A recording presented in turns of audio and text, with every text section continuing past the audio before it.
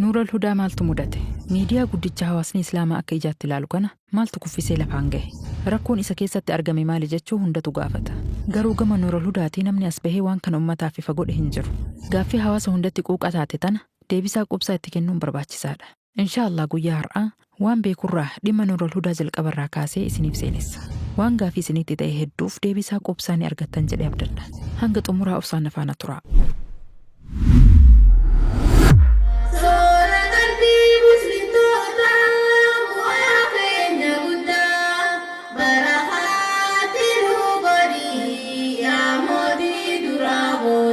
بسم الله الرحمن الرحيم. السلام عليكم ورحمة الله وبركاته. نور الهدى حالا غارين هوباچوف yoo xiqqaate waggaa 14 hanga 15 of booda deebi'uun dirqama.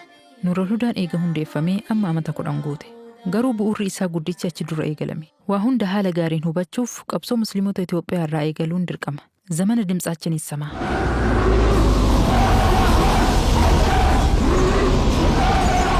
Yeroo cunqursaan mootummaa kallattii hundarraa cimee uummanni miidhame sanitti Fitih reediyoon hundeeffamte.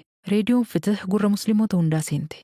Sanuu yeroo neetworkiin intarneetaa gahaan hin jirretti hawaasni bulutuuzii irraan waliif dabarsaa dhageeffataa ture.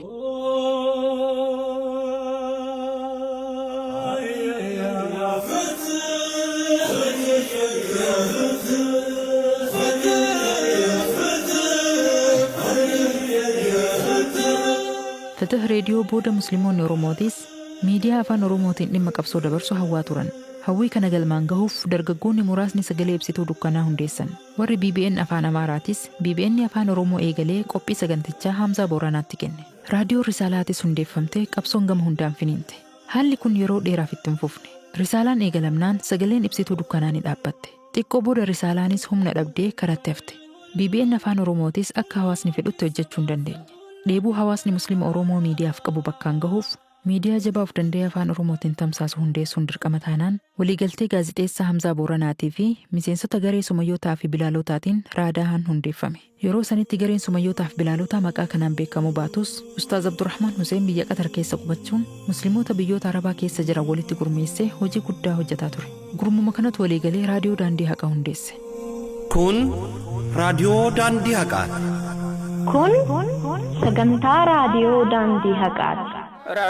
Raadiyoo daandii haqaa. Turtii yeroo muraasaa booda dubbiin jijjiiramaa dhufte. Hamzaa Booranaatii fi garee Sumayyootaaf Bilaalotaa maaltu walitti buuse? Maaliif osoo raadaahaan jiru Nuur Alhudaan eegalame jechuun gaaffii nama hedduuti. Ani raadaahaa keessan hojjenne. Dhimma kana gadi fageenyaan hin beeku. Garuu odeeffannoo gahaa Abulkeeyir irraa argadhee jira. Waldhabbiin isaan jidduutti argamte dhimma qajeelfama bu'uuraati. Miidiyaan tokko yeroo hundeeffamu qajeelfama bu'uuraa qaba. Fakkeenyaaf Afrikaa TV'n sagantaa daawwaa tamsaasuuf hundeeffame. EBC'n ammoo propagaandaa mootummaatiif hundeeffame. Akkuma EBC irratti sagantaan daawwaa hin dhiyaanne, Afrikaa TV irrattis dhimmi siyaasaan dhiyaatu. Kuni qajeelfama bu'uuraa miidiyaan hundi ittiin hojjetu. Sumayyootaaf Bilaalotaa fi Hamzaan Booranaa dhimma kanarratti walitti bu'an. Hamzaan waan hedduu irratti xiyyeeffatee hojjechuu fedha. Siyaasaa fi amantiis walitti qabee hojjechuu barbaada. Sumayyootaaf Bilaalonni ammoo dhimma diin qofa irratti xiyyeeffatanii deemuu fedhan. Kun jidduu isaaniitti hudhaa guddaa ta'e. Hamzaan ajaja nama tokkootis hin fudhu. Ani ogeessa miidiyaati. Akkanatti fakkaatetti waan ummataaf ta'u hojjedha jedhee ifatti dubbate. As biratti dubbiin raadaahaa goolabamte. Miseensonni garee Sumayyootaaf Bilaalotaa marii bal'aa gaggeessanii Hamzaa kophatti dhiisanii miidiyaa haaraa hundeessuuf walii galan. Haala kanaan raadaahaan Hamzaa Booranaatiif dhiifamee miidiyaan haaraan hundeeffame. Miidiyaa haaraa hundeessuun duratti marii bal'aatu gaggeeffame. Ulamaa'ileen hedduu dhimma kanarratti affeeramanii mari'atan. Marii booda miidiyaan haaraan banamu akka qabuu fi maqaan isaatis Daarul Arqam akka ta'u murteessan. Daarul Arqam kun yoo kam jechuun keessan hin oolamu. Nuur Alhudaan gaafa hundeeffamu maqaan isaa Daarul Arqam ture. Maqaa kanaan loogoon qophaa'ee nashiidaan seensaa qindaawee karoorri sagantaa baafamuu eegale. Daarul Arqam. Eega hojiin hedduu hojjetamee booda shekkotiin muraasni maqaan Daarul Arqam kun akka hin taane yaada dhiheessan. Nutis yaada ulamaa'ii kabajnee maqaa Nuur Alhudaa jedhu moggaasnee hojii eegalle. Yeroo kana anaafis yaamichi dhihaate. Anis yaamicha naaf dhihaate gammachuun simadhee Hizaam Ibraahim wajjin sagantaa jalqabaa waraabne. Haala kanaan Janaawarii 16 bara 2016 tamsaasni yaalii eegalame. Uummanni hundi gammadee haala gaariin nu simate. Ulamaa'onni adda addaatis dubbii mimmi'ooyituu nama gammachiistu dubbatan. Yeroo kana miidiyaa kana boodaan qaamota gurguddoo sadiitu jira. Jaarmaya Sumayyootaaf Bilaalotaa, ulamaa'ii hundeeffama miidiyaa kanaa irratti hirmaatanii fi hojjettoota Nuur Alhudaati. Nuti gaazixeessitoonni Nuur Alhudaa hundi iddoo adda addaa qubanna. Namni wal beeku tokkos hin jiru. Karaan wal nu qunnamsiisu teeknishaana Nuurul Hudaati. Abulkayruutu nu hunda dubbisee akka miidiyaa kana tajaajilu nu gaafate. Nutis gaaffii nuuf dhihaatte fudhannee barruu nutti ergamu sagaletti jijjiirree isatti deebisna. Innis akka hawaasaaf tolutti walitti qindeessee maxxansa. Wanti biroo haafu nuti hundi hoogganaa miidiyaa Nuurul Hudaa Ustaaz Abdurrahmaan Huseen wajjin qunnamtii takkas hin qabnu. Nuufi Nuurul Hudaa kan walitti fidu teeknishaana Nuurul Hudaa qofa. Haala kanaan sagantaa tottolchinee torbaaniin ummataaf tamsaasuu itti fufne. Turtii muraasa booda torbaanitti sagantaa 3 goone. Jaalalli hawaasni miidiyaa kanaaf qabus cimaa dhufe. Jidduu irratti bara 2018 keessa yaadni addaa kan nu hunda rifachiise tokko dhiyaate. Hoogganaan Nuurul Hudaa Ustaaz Abdurrahmaan Huseen tamsaasa saatalaayitii eegaluu qabna yaada jedhu dhiheesse. Yeroo sanitti yaadni kun manaama nutti fakkaate. Muslimni Oromoo haala kamiin TV saatalaayitii qabaachuu danda'a jennee of gaafanne. Inumaa yaadni kun faayidaan qabu haafu namni jedhes ni jira. Ustaaz Abdurrahmaan garuu onnatee itti deeme. Maaliif guyyaa tokko qofan taane? TV'n Muslimaa kan afaan Oromootiin sa'a 24 tamsaasu saatalaayitii irratti mul'atuun qofti gahaadha. Waan humna itti qabnu goonee waan dadhabne ummataaf dhiisna. Abadan ummannis dirreetti nungatu jedhe Ustaaz Abdurrahmaan. Hunda caalaa wanti ulfaataan tamsaasni saatalaayitii yeroo sanitti haalaan qaalii ture. Baatirraa doolaara 9,500 yookiin sharafa ammaatiin birrii miliyoona 1,400 ol kafalaa tamsaasni akka eegalamu waliigalteen mallatteeffame. Kanumaan walqabatee Ameerikaa kutaa Minisootaa keessattis hayyamni baafamee istiidiyoonis baname. Haala kanaan Noovembar 8 bara 2018 guyyaa kamisaa naannawa halkan sa'a 5tti Abdunnaasir Tufaa Minisootaa irraa oduu gammachuu lallabee ummata hunda gammachiise. Allahu akbar yaa waahidul qahhaar quba qabdaa wanta hundaa yaa rabbii keenya guddaa baga lubbuun keettee hundaardhaan naa geette maatiin Nuurul Hudaa hundinuu gammadaa. Tamsaasni TV Nuurul Hudaa saatalaayitii Naayil Saatirraan addunyaaf faca'ee seenaan haaraa ni dalagame. Yeroo duraatiif hawaasni Musliima Oromoo TV saatalaayitii argate. Sagalee ulamaa'ii Oromoo saatalaayitii irratti baasuuf diin rabbii guddaa afaan Oromootiin tamsaasuuf daandiin saaqame. Waan duraan abjuu turatu dalagaa mul'ifame. Ulamaa'ii dhokatantu addunyatti ol ba'e. Sheekotii hedduutu Nuurul Hudaa irraan beekame. Nuurul Hudaa TV, Nuurul Hudaa TV. Suura qalbii musliimaa. Gaana isheen teenya qalbiin teenya asiisu soote. Maalan kana jabeessa isiniif wanni keessa jiran nama daydii nama ukkaamfiif jechaati isiniif. Fayyaa ta'e boojii janabiyyiin odoo dhukkubni sitti hin dhufne. Waqtii ofii dayya'u jechuun umrii ofii gatu jechuudha. Umrii ofii karaa malatti fixu jechuudha. Nama si khayyana hin khayyanin atillee kaa'in innillee kaayyoo dhaatan. Bakki itti wal dhabdan hin jiru jecha atillee akkasuma taate. Ka'ee yoo obborooyyuu nyaate kunuun iyyatu boru soomechaaf yoo ka'ee waa nyaate iyyuu. Karaan haqaa baafamee jira, qajeelfamee jira, diriirfamee jira. Naqattoon ta'e Qur'aanaa fi hadiisa taateessi hogganuu dhabde. قالوا يا رسول الله وما مائدة الخلد مائدة الخلد كم مالي يا إرقام ربي يتن صحابات أكاتا أبا زريت في إرقاد برس النبي صلى الله عليه وسلم أماناتك سنت الأمتا وذاك نيوك قلمان هنجين يتئ Hiraabaa fi salaata jidduu hangam takka gartee addatura. Namni tokko niyyaa ibaadaatiin waa hojjechuun guyyaa jahaffaa irratti inni illee shahiide hojiin achirraa dhalatu yoo sanillee hin dandahin Yuunivarsiitii guddaa addunyaatti beekamu keessa qabeenya caalaatti bilaashatti hin dhufne horiin jettee naman tuffatin. Of gargaarsaa yaa Rabbiin. Qabannee haada rabbii kan jennee. nama jaha Khadiija irraa argatan. sirraan quuftu si dhungattee haata kun. Haala kanaan yeroo muraasaaf eega tamsaasni saatalaayitii itti fufee booda kaffaltiin saatalaayitii humnaa ol tahaa dhufe. Gaafa kana amaanaan guddaan hawaasa biyyaatti kenname. Miidiyaan ummataa guddaan kun gama biyyaa godaanee hawaasa biyya teenyaatiin akka utubamu bifa amaanaatiin ergame. Yeroo kana magaalaa Adaamaa keessatti dhaabbanni seera qabeessummaa qabu kan tajaajila miidiyaa kanaa irratti hojjetu hundeeffame. Maqaan dhaabbata kanaatis Nuurul Hudaa Multimedia Production PLC jedhama. Yeroo qusachuuf dhaabbata kana PLC jennee yaamna. Dhaabbanni kun dargaggoota miseensota jaarmaya sumayyotaaf bilaalotaa turan kan haalaan amanamoo tahaniin hundeeffame.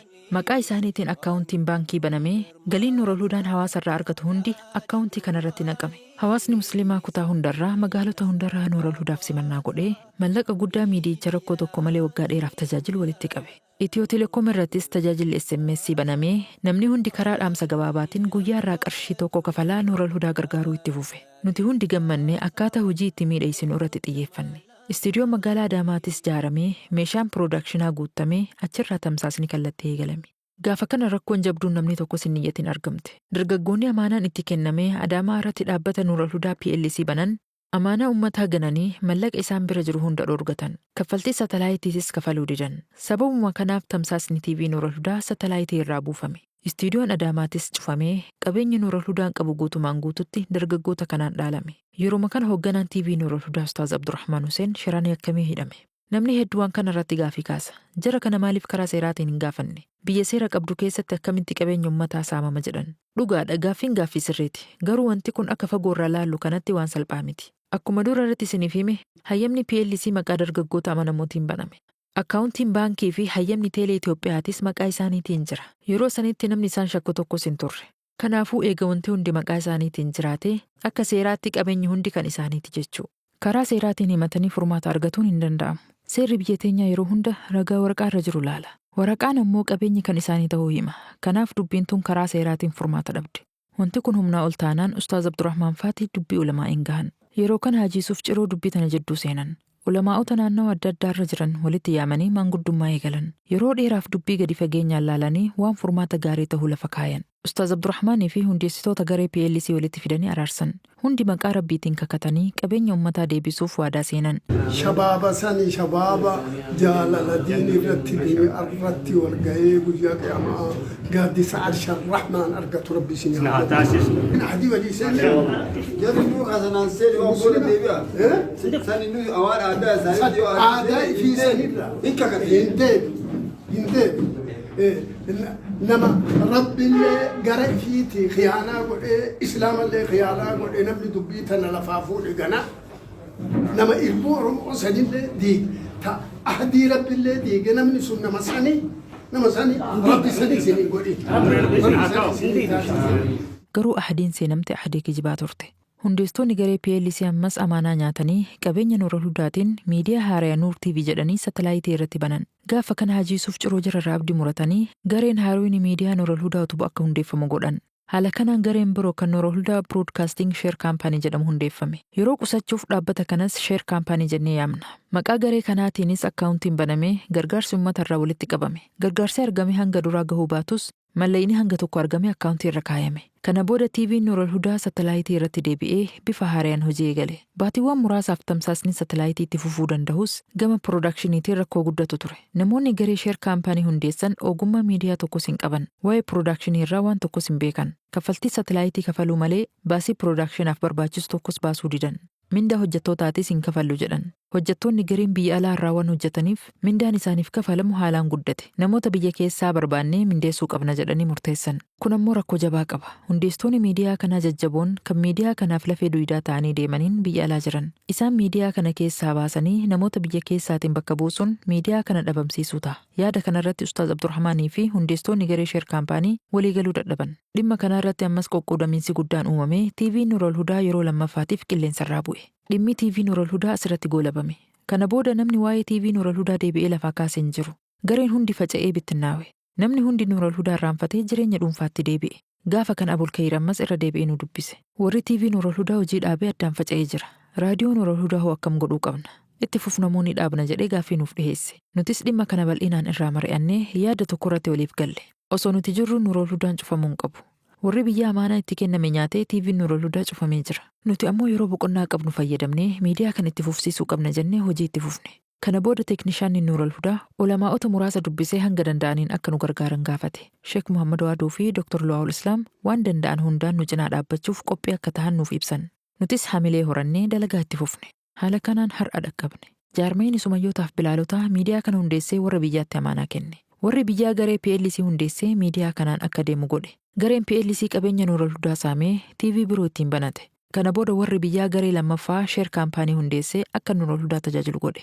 Gareen kunis hubannoo hooggansa miidiyaa waan hin qabneef mallaqa dhorgatee miidiyicha akka cufamu godhe. Achi booda namni hundi dhimma miidiyaa kanaa ofirraa dhiisee jiruu dhuunfaatti deebi'e.